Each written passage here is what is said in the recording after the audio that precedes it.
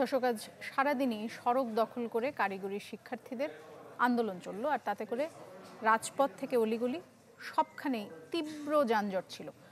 স্থবির হয়ে পড়েছিল পুরো ঢাকা শহর। এর সাথে যোগ হলো বিকেলবেলা নগরবাসীর ভোগান্তি যেন আরো বাড়লো যখন তুমুল বৃষ্টির দেখা।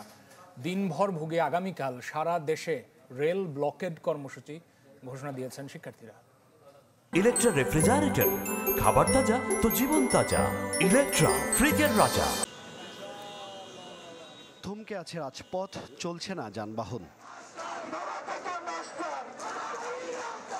বুধবার সকাল থেকে রাজধানীর ৭ রাস্তায় ঢাকা পলিটেকনিকের শিক্ষার্থীদের আন্দোলনের জেরে এভাবেই যানজট ছড়িয়ে পড়ে ঢাকার অলিগলি থেকে মূল সড়কে। তাদের দিনব্যাপী বিক্ষোভে চরম ভোগান্তি পোহাতে হয় সাধারণ মানুষ থেকে নারী, বৃদ্ধ সবাইকেই।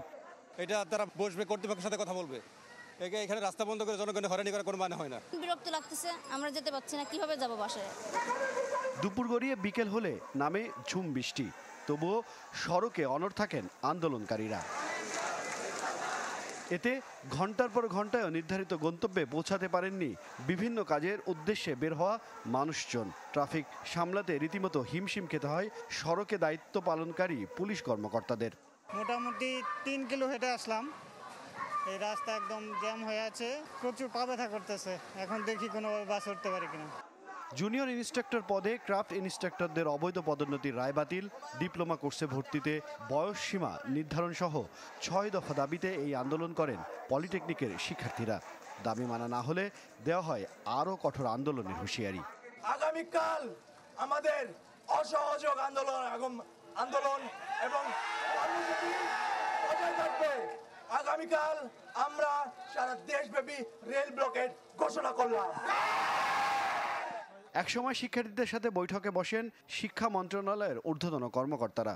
তারা জানান ফলপ্রসূ আলোচনা হয়েছে। ক্রাফট ইন্সট্রাক্টর যে নীতিমালা সেটা কিন্তু